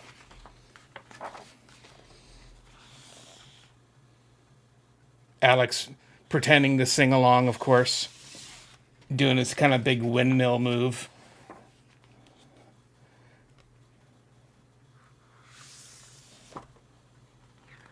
Anyway, you know, the photography in these books, stellar, right? It's top notch, as it should be. Really good stuff. And boys with a couple of pints. I believe that's a picture of Neil over in England. There's the boys playing with. That's probably them getting ready for the Hall of Fame. I see Nick on bass, old Rickenbacker bass. I see Taylor on drums, and I see Dave Grohl on guitar. Yeah, so that's probably them practicing. They played, as you know, those three played 2112 for the Hall of Fame ceremony. There's some great pictures. And, of course, credits for the crew and the tour and the band and the management. And this is just a great picture, set of three as well. The boys.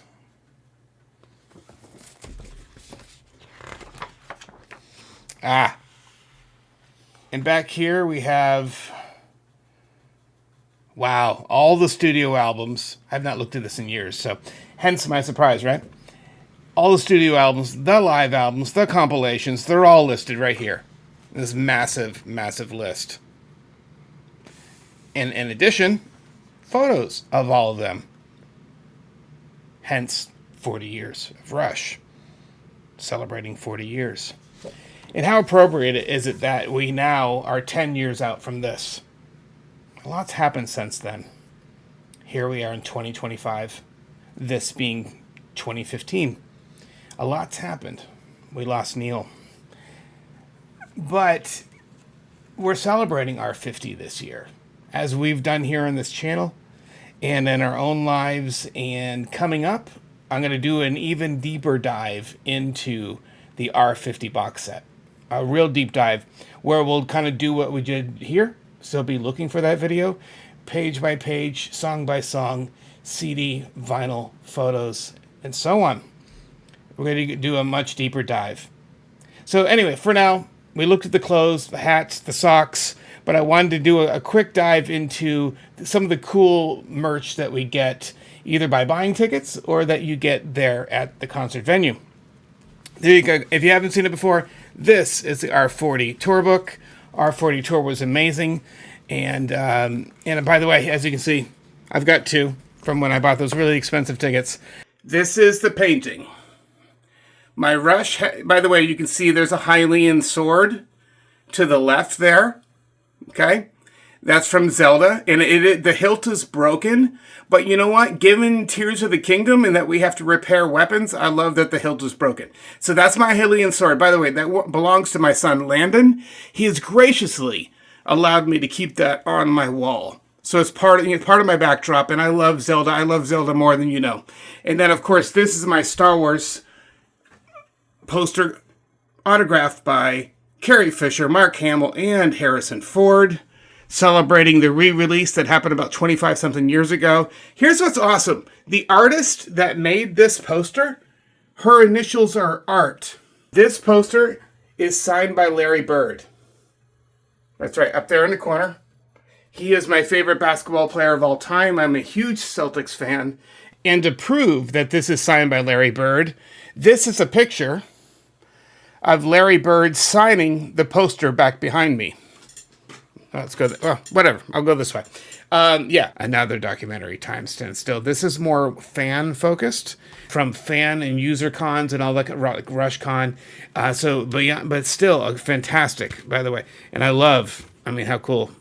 I love it when they do that. And this is a 2015. Okay, and you can see some of the pictures on the back for the 2015 one. More of a classic Rush take. Here's another one I didn't show you before. This is classic rock. All right, so some classic Rush in here. My mom and my wife surprised me, and what a great surprise it was with this. The R40 Blu-ray book. It's not a box set, but it's a book. Oh, inside I have a classic Star Wars, by the way. Man, what year is the sucker? It's really old, though, with the Kenner toys from Star Wars. Okay, moving on. All right. Yeah, my nerd stuff never ends, guys. It never ends. All right, but so inside here, fantastic open, okay? All these great concert tickets and stuff. It has a massive picture book, okay? Pictures of Rush through the years. A lot of great pictures through here. And the beginning, let's see who wrote this. As usual, there's a story. Okay, Martin Popoff, told you. Yeah, he's done a lot of their stuff through the years. So, this covers so much, and here's why. They went back, and remember we talked about Russian Rio and R30 being on DVD? Well, they were remastered for Blu-ray. So here's Russian Rio on Blu-ray. R30. Can I spin that around?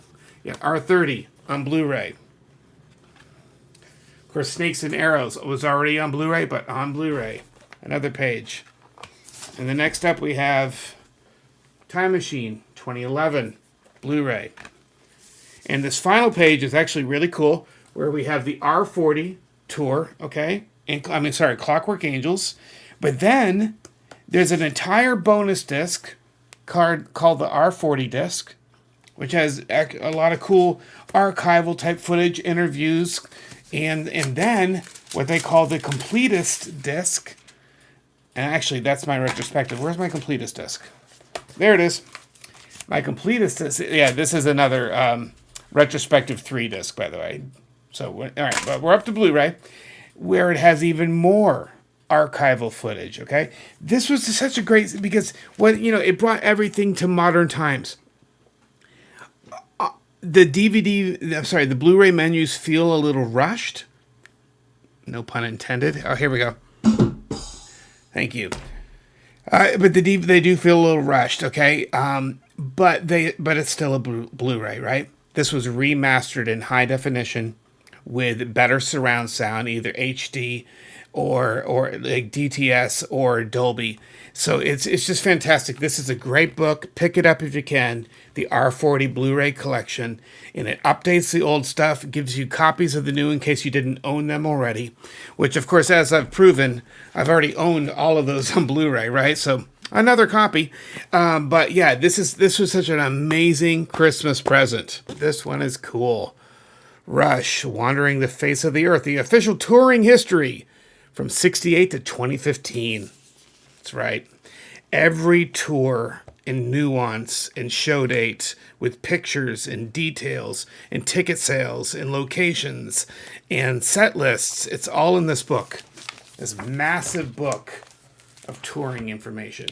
Page after page after page after page.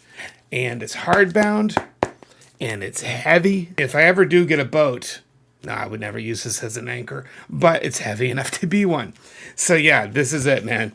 This is the official touring book. Neil Peart, illustrated quotes. Okay, different quotes by Neil Peart through the years. And I actually made a video about this once. Okay, you can see. There's Neil out here snowshoeing while Getty's recording a track. And different quotes, let's see. Travel is its own reward, but traveling among strangers can show you as much about yourself as it does about them. Yeah, Neil Peart loved to just be a guy in the diner, meeting the locals, having a conversation, and then getting back on his bike and riding. And that's kind of what this is alluding to, is his conversations with strangers, where it doesn't matter that he's Neil Peart, right? Of Rush. He's just a guy with a baseball cap, having a cup of joe in the morning and chatting with the locals. We all know this. I've made a couple of videos about this. Silver Surfers. This only came out, this past year? And Carrie helped put this together. A whole book about his car collection, which has been, I believe, all, if not mostly, sold off by this point. But there we go. He loved these cars, right? With the one black one there in the foreground. Sports cars of the 60s. To go with Neil Peart's last book, Silver Surfers, Sports Cars of the 60s. And on the back, you can see that Neil Peart holding up some of the books right there, okay? Mask Rider, all the way up to Clockwork Lives. So many great books through the years. We know Getty has his memoir, My Effin' Life. And of course, his most recent is 72 Stories, which are like stories from his baseball collection. 55 years of rock's most powerful trio, Rush. That's right. We've all seen that picture, of course. Different Rush pictures. Great Wild North. So this is another one. Great, thick, kind of a specialty magazine. With the R50 big box set collection that we're going to cover in this video. Where's the video? We need an R50 video boom, right? Let's just bring it all to the table. Everything. Let's just dump it all. You know, I want that. I want to watch Rush. Not just listen. I have it all, okay? And yeah, there was a couple little bonus songs in there. But imagine if that included Blu-rays and archival footage and all those music videos brought to Blu-ray, even if they're 4x3. Up-res to HD, great. Great. Oh man, I would, Rush, please, an R50 video collection. That would be so fantastic. Your next project. I know, Getty, you would love to work on that one. So 40 years of music by Rush. And if you're like me, you have their collection spread across cassettes and vinyl and CDs and probably digital. I know I digitized my collection long ago. It's now sitting on my phone. 50-something albums, including all their compilations and live and all the studio albums. It's a lot of material. As you can see here, the Rush collection is available to buy in many places, but you can stream it in Spotify, Apple Music, iTunes Store, Apple Music, Tidal, Pandora, and Deezer. All of those places you can stream this. And for example, on Spotify, it has disc 1. You can see all the tracks there. 13 on disc 2, disc 3, and disc 4, save for Working Them Angels and Free Will. Not available for streaming, but yeah, the collection's available to stream. Guys, I'm so glad you're here. Let's check this sucker out. If I even have room to move stuff around. Okay, so, yeah, tight quarters here. So let's open this up. Oh, there it is. I have not taken this out yet. I have not even seen my own copy yet. Oh, and it's heavy.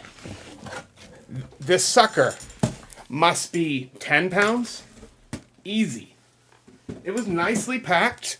And if you guys were around for some of my previous videos, you saw that I had the chipped mug, right? And I talked about this a few times, and then Rush Backstage Club, thank you, sent me a new version of that. My Counterparts mug. But I have a chipped version over on my Avid desk. So anyway, so yeah, this is it. 10 pounds. This sucker is massive. Massive. Massively heavy. Seriously, you want a good workout, just, get out this collection. And there's a good argument right there, right? With digital, there's no workout involved. So if you're looking to pump a little bit of iron, yeah, let's get the lead out. That's right, baby. 50 years. All right, so yeah, it is shrink wrapped. Okay, and if you've seen the unboxing video, I believe there's a little hinge right here. Can you see that little corner? See the little corner right there? Yeah. Which allows you to kind of open it. So I'm going to be very careful with my grandfather's knife here. God rest his soul. And let's open this bad boy up. So yeah, as you saw, you can stream this. And the question remains, right? Physical media versus streaming. Today, we can stream almost anywhere. I have my entire collection digitally, and that's where I do most of my listening. But there's nothing like physical media for me personally. And on occasion, when I want to listen to something the way it should have sounded originally, I can go all the way back to vinyl, or next best, I can go to CD. Because most compression, when you compress something for streaming or you compress something into an MP3 format, you are compressing the living crap out of an audio file. You really are. It's, I don't know, minimum 10-to-1 ratio. It's massively compressed. For example, one single audio file that is, maybe a 4 to 5 to 6 minute song, we're talking 45 to 50 megabytes at full uncompressed version, whether it be a FLAC or a WAV file, something like that, or one of their contemporaries. However, you compress that down to an MP3, and that sucker is literally 1/10. So 40, 50 megs is down to about 4 or 5 megs, okay? That's the ratio. In that compression, there is some loss. Can we hear it? Depends on the audio system. So, this is it, and see if I can figure... Okay. All right, here we go. This is it. And by the way, look at that in the light. Isn't that beautiful? Oh, yeah. That is, and again, I'm not trying to skew the results here of you making a decision, but I'm going to give my opinion, right? I'm discovering this for my first time. This is the first time oh, that is cool. Inside, guys, there is a print inside of here. Can you see that? Drumsticks, guitar picks inside that box. So here we have the Rush 50, Fullness of Time. 50 Years of Rush, the official graphic novel. And inside, it's just as advertised. A graphic novel about Rush. Page after page. Illustration, oh yeah, that's cool. Illustration after illustration. Entire graphic novel. And then all these different Rush prints on the inside of the cover. In addition, I'm curious about something. Okay. Let's back this up. I'm really... All right, acknowledgements behind the scenes. I was curious who wrote this. David Calcano. So yes, an entire graphic novel. This is printed on... It's a hardback book. It's really cool. All right. After that, we have... This is not easy to take. There we go. Oh, yeah, babe. That's beautiful. Again, I'm giving my opinion. You decide whether you like it. Inside, kind of see that print right there? All right, these are like lithos, art. You can see Clockwork Angels. It's a big heart. Fly-by-night owl. And here's a hot air balloon. And oh, the circus, like the carnies, clockwork. Got some satellite dishes. Kind of a half the world fence, maybe? Ooh, yeah. Yeah, can you say countdown? That is a shuttle. That is a shuttle taking off. Very cool. And then here's a big old...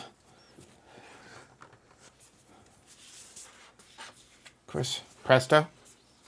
Yeah. I like that. 2112. Yeah. All right, so a bunch of lithos representing the artwork through the years of the different Rush albums. That comes in this kind of a cardboard case, if you will. Okay. So now we have all the vinyl out. All right, so side one. Not Fade Away, You Can't Fight It, Working Man Needs Some Love, Before and After, Bad Boy, Garden Road, Anthem, Fly By Night, Bastille Day. Yeah, so obviously, earliest years right here. That's the first one. The second one, side 3 and 4 of the vinyl. We got 2112, By Tor Snow Dog, Something for Nothing, Closer to the Heart, Xanadu, and a drum solo. Side 7 and 8 of the vinyl. Tom Sawyer, Limelight, you know where we are now. Vital Signs, YYZ, Subdivisions, Red Sector A, Witch Hunt, and New World Man. Here we go. Side 5 and 6. Just skipped one. The Trees, Olivia Strangiato. In the Mood, Spirit of Radio, Natural Science, and A Passage to Bangkok. Side 9 and 10. Big Money, Time Stand Still, Distant Early Warning, Semiconductor, Dreamline, Stick It Out, Test for Echo, and The Rhythm Method, another drum solo. And here we go, side 11 and 12. One Little Victory, Cygnus X-1 live. The Seeker, Between the Wheels live. Main Monkey Business, Working Them Angels live. And Free Will live. And finally, sides 13 and 14. Obviously, sides A and B of the 7th vinyl is Red Bruschetta live, Headlong Flight, Manhattan Project live, Jacob's Ladder live, What You Doing, Working Man, Garden Road Medley live. So there you go, guys. 7 vinyl through the years, representing all of the Rush albums. Very cool, very cool. Yeah, and these have a nice glossy finish to them. Okay, the printing on the but kind of a matte back to them. So glossy up front, matte up back. Yeah, I'm digging this one, man. Looks like an alien planet with a kind of a mothership in the distance, and then 3 sun or lawn chairs. That's pretty cool. So those are the vinyl. So we've seen the graphic novel, we've seen the lithos, and now there's 7 LPs or 7 vinyl. Very nice. Working our way through the big old box set. Finally, a hardback Rush 50 book. Inside, these look like hand-drawn R50s on the inside. Oh, that's interesting. Looks like the skyline of Toronto. You can see the needle there. The lake next to it. I've been to Toronto, by the way, back when I was traveling for work. This is a story or an article this is Working Men, Rush in America.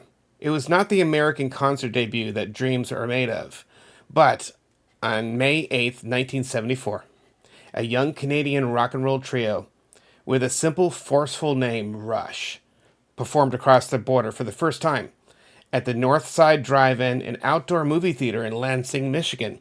The gig was a 4 to 5 hour ride from the band's native Toronto, not including the usual circus of U.S. Customs and Immigration. And Rush singer, bassist Geddy Lee, guitarist Alex Lifeson, and drummer John Rutsey were in the middle of a 7-act, one-day festival that was doomed before showtime. The headliner, the New Orleans voodoo funk singer Dr. John, canceled at the last minute, replaced by the manic East Coast glam New York Dolls. That's the first paragraph of, it looks like the story of Rush. Inside, we have some classic photos here. Yeah. And yeah, we're working our way all the way up through. There's some really nice photos in here, guys.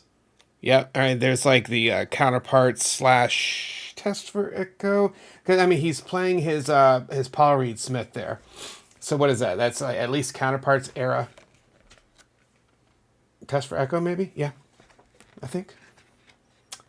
Don't hate me because I may not know. Yeah, cool. There's even a bookmark in here, guys. I love it. And the bookmark says Rush 50.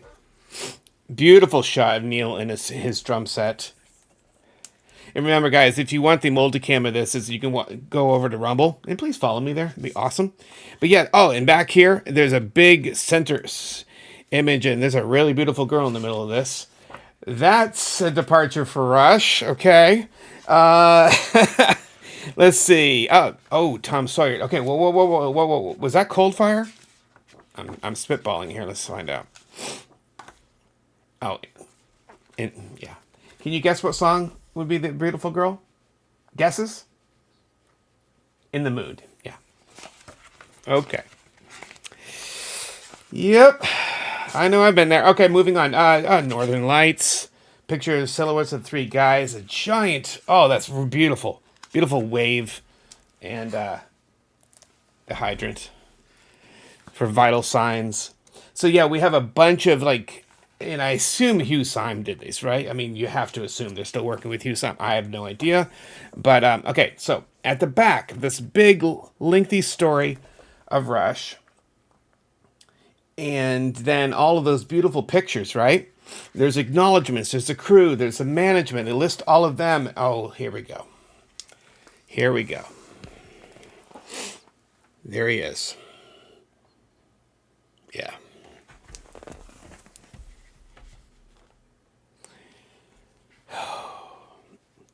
In memorandum, Neil Peart, Pratt, the professor, 1952 to 2020.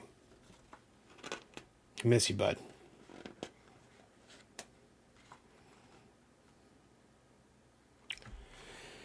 Yeah, we have assumed control. That's, I don't know.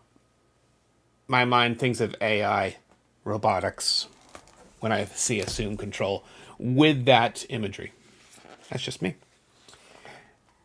And of course, the coup de grace. What else would you end this beautiful book? This is nice. What would you end this? Exit stage left. So at the back, as you can see, 4. And they look kind of like coins to me. These are the 4 CDs.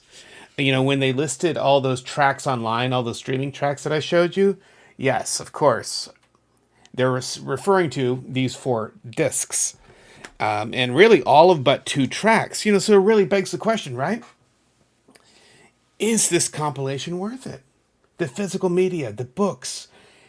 But then you have to ask yourself one further question, at least I do. I've spent many decades with Rush. And this isn't just coming from me. You have told me how important they have been to your story, right?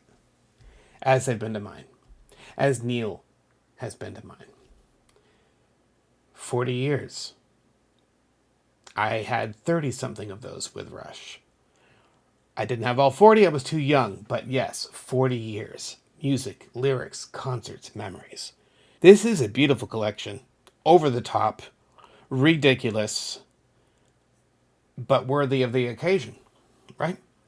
Half a century, a 50-year celebration. So for me, it was worth it. There was one asterisk to all of that in my decision to buy this. I bought it to share it with you. Yeah, that's why I took the plunge. That's why I ordered it like the day of or the day after they released the pre-order stuff. It's because I wanted to share it with you guys. Let me know if you think it's worth it. Okay? 7 vinyls, 4 CDs, the graphic novel, all of those lithographs, the story of Rush. Thank you, Rush. Getty, Alex. And may you rest in peace, Pratt, the Professor Neil. You've meant so much to us, and I thank you for 50 amazing years, and I thank you for this beautiful collection. Hey guys, thank you so much for joining me in this special multicam version. Guys, hit the follow button. That'd be amazing.